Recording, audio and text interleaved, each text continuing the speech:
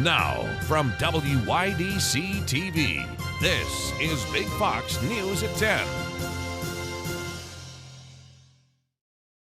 The city of Corning will soon welcome runners for the 40th annual Wineglass Marathon. Now, this will mark the first time that spectators can watch the race in person in 2 years. Big Fox's Matt Kleindens joins us from Corning with a preview of the race.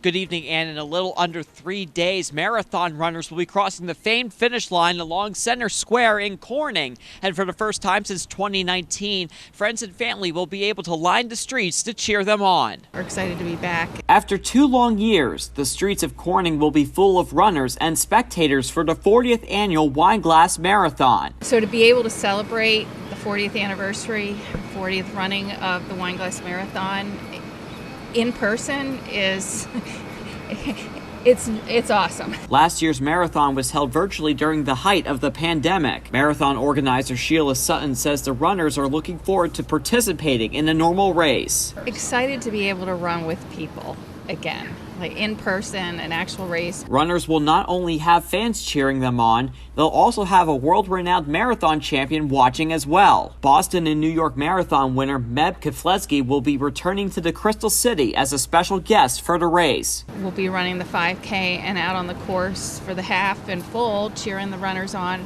high-fiving them, celebrating their success. Sutton says this year's marathon is an opportunity to celebrate the runners as well as the city of Corning. The community is what's made this race last for 40 years. We get great feedback from the runners on how wonderful the volunteers are. The community welcomes them. The Wineglass Marathon will kick off on Sunday at 8:15 in the morning. Matt Kleindens, Big Fox, WYDC in Corning. The Ernie Davis Academy is adjusting how it serves lunch to its students. This comes after parents and students called attention to the school's 16-minute lunch period. In a letter, the school announced that lunch periods will be extended by 4 minutes, giving students 20 minutes to eat. The school is also increasing the number of lunch periods in an effort to decrease lines and provide more social distancing for students. The school says they will continue to monitor the lunch period schedules. 2 teenagers are recovering after an attack near Harry S. Truman High School in the Bronx Wednesday. Police say a 14-year-old was slashed in the arm, a 15-year-old was slashed in the neck and face. Both of the victims were taken to NYC Health and Hospital's Jacoby. Authorities have a person in custody. No word yet on if any charges were filed.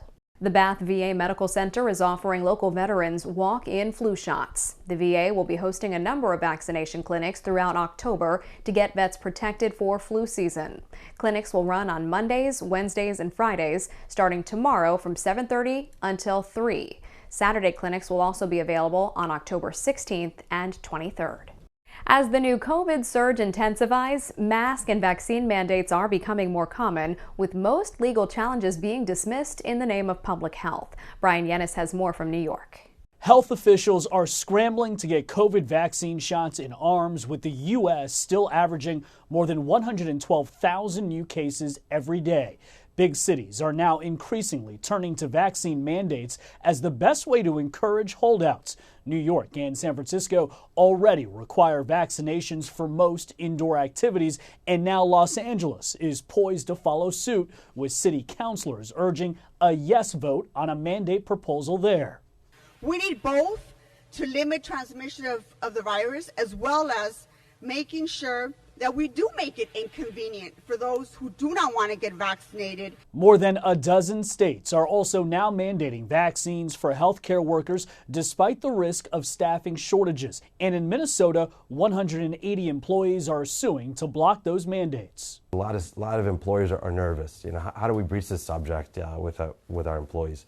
Meanwhile, on Capitol Hill, lawmakers are taking a look at mask and vaccine mandates for public schools, with reaction predictably split down party lines.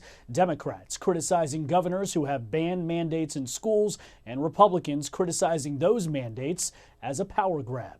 There is nothing honorable about putting kids and educators and their families at risk to score political points. Developing preposterous legal theories and abusing the powers you have is a step too far. The Education Department says about 96% of school districts are now fully open for in-person learning. In New York, Brian Yennis, Fox News.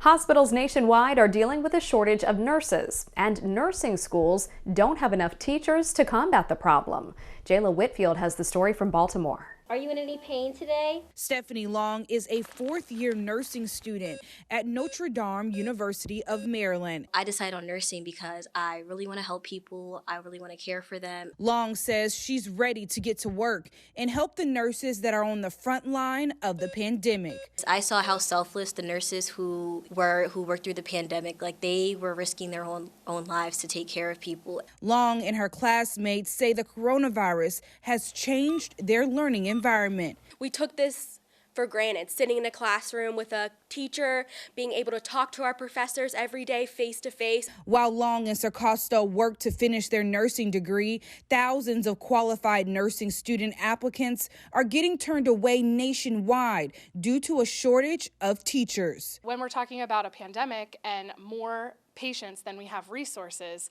the need for nursing really increases. Barley teaches senior level nursing students and says people at home will feel the impact of the shortage the most. We see that units are shut down. Some beds are not staffed because we don't have enough. Notre Dame of Maryland School of Nursing dean says they are working to attract nurse educators. Finding some difficulty with those clinical sites and making sure that our students have some hands-on experiences. Barley says patient care will suffer if schools can't produce enough new nurses. If there are not enough qualified new nurses out there, with more nurses retiring, there will not be enough people to care for patients in the hospital. The U.S. Bureau of Labor Statistics projects that 500,000 registered nurses will retire within the next year, and over 1 million new nurses are needed to offset this shortage. In Baltimore, Maryland, Jayla Whitfield, Fox News.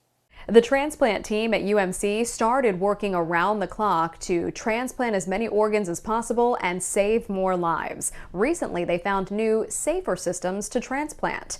Sophia Perricone has more. Initial concerns over organ transplants and COVID-19 proved wrong. We were able to facilitate a record number of donations and transplants across the country, and that included here in Nevada. Joseph Ferreira with the Nevada Donor Network says while the screening process for donations changed because of the pandemic, the state more than tripled their transplantation rate. He says they focused on the benefits of giving patients a better and longer shot at life. The major places in which the pandemic has affected organ donation and transplantation has a lot to do with how we screen potential donors and how we look at potential recipients and the risk that the pandemic might pose to them receiving their life-saving transplant. Dr. Sunil Patel with UMC's Center of Transplantation says their average number of kidney transplants rose from 45 to 154 last year. He says they have staff working at all hours, ready to accept and review organs from across the country to save as many lives nearby as possible. It was almost 3 times what was done in the past. This year, we've already finished around 105 transplants. The hospital did pause live donations during the first and second waves of the pandemic, but through proper protocols, doctors managed to continue with donations from those who had passed. We calculated the net benefit of transplant in the time of a pandemic for the patients and realized that most patients would actually do well if they got transplanted versus waiting and discarding organs. And now, over a year later, and for certain patients, the hospital is even transplanting donations from those who have had COVID-19 in the past, something they weren't sure would have been able to happen so soon. We make sure that there is a benefit to this patient in terms of his survival from getting the kidney transplant, and that the risk of having long-term consequences or even dying from using an organ that was previously exposed to COVID is really low. Brian Laundrie is still nowhere to be found as details emerge about a new phone he purchased prior to going missing. This as volunteers join the search with the FBI and police, who are all looking for the 23-year-old. Jonathan Seri has more. The hunt for Brian Laundrie is heating up. The 23-year-old remains the only person of interest in the death of Gabby Petito. TMZ reporting the FBI has been looking at surveillance footage from a cell phone store in Northport, Florida, where Brian allegedly purchased a phone before going missing. Brian's attorney confirms he did buy a cell phone upon returning home from a cross-country trip without Gabby, but believes the FBI has that device. They can get valuable information from that phone and from things he might have said to the clerk when he was buying the phone. The FBI is also looking at surveillance footage from Florida's Fort DeSoto Park, about 75 miles away from the Laundrie home. Park records show Brian and his parents stayed there in early September. Meanwhile, Dwayne Dog Chapman contracted a private search and rescue canine team on Wednesday to search barrier islands near Fort DeSoto. We're looking for Mr. Brian. The crew of 4 people and 3 canines combed Egmont Key. After Dog received a tip Brian could be hiding off the coast. The team found no conclusive evidence Brian was there. These dogs are trained to track scent, the adrenaline of a human, not like a sock and find the guy. So these dogs are incredible. Search teams are also still combing through parts of a Florida nature preserve for any sign of Brian. In Northport, Florida, Jonathan Seri, Fox News. Still ahead tonight, the National Eviction Month is being lifted here at the end of the month, impacting millions of renters in just a few days. Being evicted with my child and not having anywhere to go. I just think about my son, like, what am I going to tell him? A closer look at what's being done to help people stay in their homes. Here's your local stock market update from Big Fox.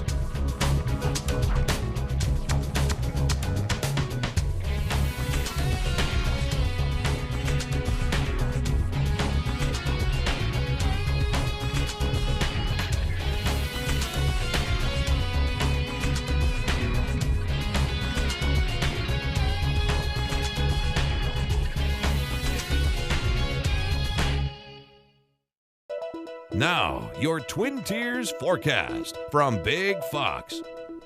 Tonight's Big Fox forecast is brought to you by William Mattar. We were sucked in with a lot of cloud cover today, and that resulted in temperatures that were a little bit cooler than normal. Our average high is around 69 degrees, and most of us only reached highs in the lower 60s. For tomorrow, we're going to start off with some morning fog, and then sunshine will start to win out by the end of the day. We are expecting a warming trend through your Sunday, and then another cold front will bring the possibility of wet weather for early next week. And also cooler air. We'll talk about that in just a little bit. But temperatures today a lot cooler than they were yesterday. Most of us reporting about 5 to 10 degrees cooler than this time yesterday, and so about 7 degrees cooler in Corning and around 6 degrees cooler in Elmira. We are expecting more pleasant conditions to return for your Friday. High pressure builds in. It will continue to bring those north winds in because we're on the east side of the system, but this high will start to shift and move to the east, allowing for warmer air to return. In fact, by this weekend, it will start to flatten out and allow for another storm system to come in, and that's going to increase our rain chances for the end of the weekend and into early next week. So here's a look at your Friday forecast. Temperatures around 43 degrees, a cold start to the day tomorrow. We eventually warm up to around 66 degrees at 4 o'clock, and then we're going to see those temperatures drop into the 50s in the evening hours.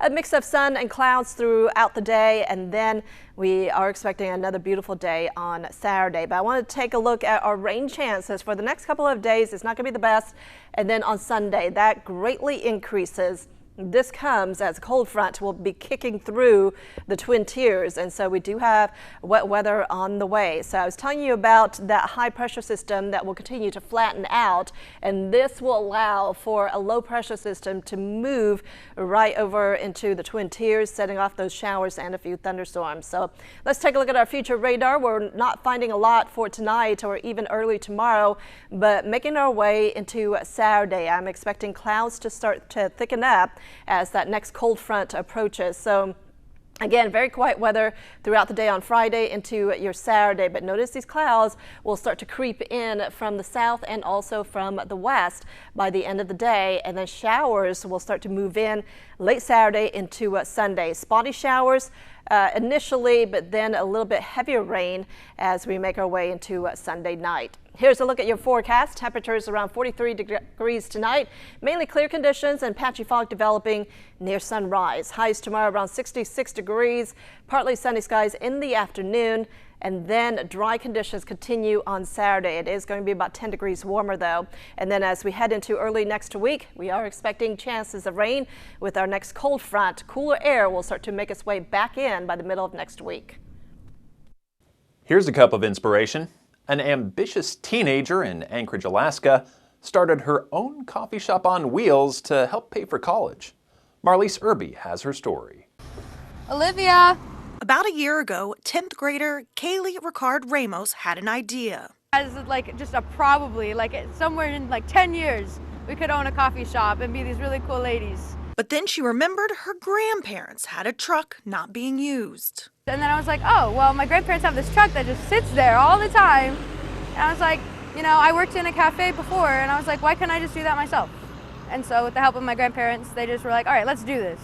She came to me with an idea and said, hey, I would like to come up with a way to go to college, and I really want to start a coffee place. And she made it a chalkboard truck, and that was super cool. And she sanded it and painted it, and the electrician that came over, she was in there with him doing it the whole way. And Kaylee also came up with the design and the artwork for the Northern Glacier Coffee Company.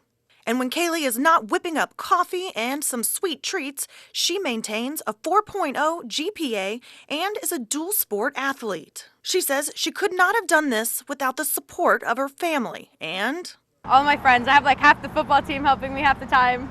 And she has a message to those with big dreams. You should just go for it right now. There's no reason you shouldn't do it right now. If you really want something, just go out for it. As California faces extreme drought, a group of high school students is working to help offset the impacts to the state's ecosystem. Liz Kreutz reports. Sixth period at Casa Grande High School in Petaluma likely looks a lot different than yours did. It certainly does for me. That's because these students are part of a one-of-a-kind fish hatchery program, learning firsthand about conservation. He's cleaning the side of the water lines to make sure grime doesn't build up. Right over here, they're doing weight counts right now. Typically, these students care for steelhead trout from the Russian River, but because of extreme drought conditions this year, they've been called upon to do something different. They've taken in thousands of coho salmon that are at risk of extinction. And suddenly, the summer after COVID, Mr. Hubacher said, oh, the drought is so bad that these other hatcheries need help. Science teacher Dan Hubacher explained that usually the coho salmon are cared for at the hatchery at Lake Sonoma, but water temperatures got so hot there this year that they needed to find the fish a new home. Making a long story short, ultimately we ended up with fish from Mendocino County, from the Russian River itself, and also Santa Cruz. This hatchery opened in 1993, and this is the first time in the program's history that the students have been approached and asked to care for coho salmon. They're so endangered, and I think being a part of that is like a once-in-a-lifetime opportunity. They need our help. They're extinct. They're part of the ecosystem.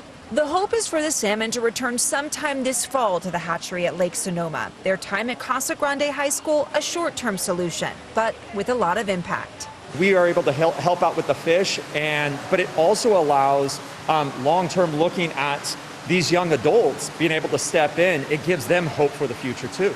And seeing that we can really make a difference, it's amazing. It's going to stay with us for the rest of our lives.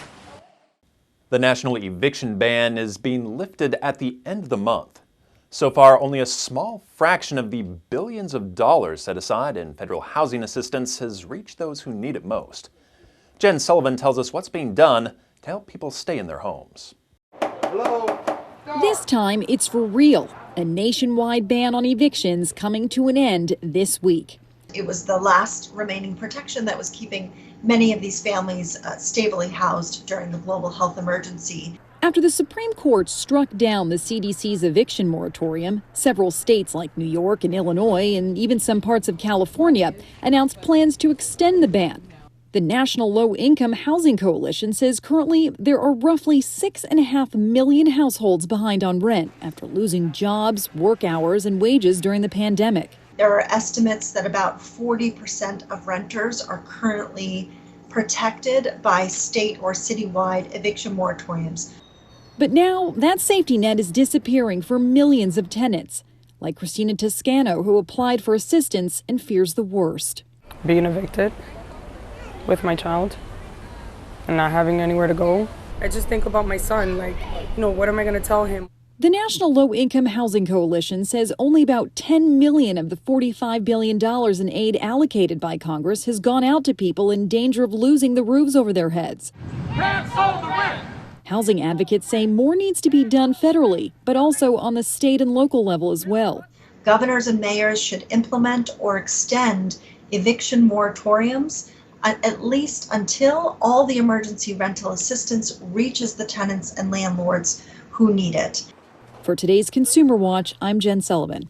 Now is the time to book your Thanksgiving and Christmas getaways if you haven't done so already. Expedia has released its holiday travel forecast.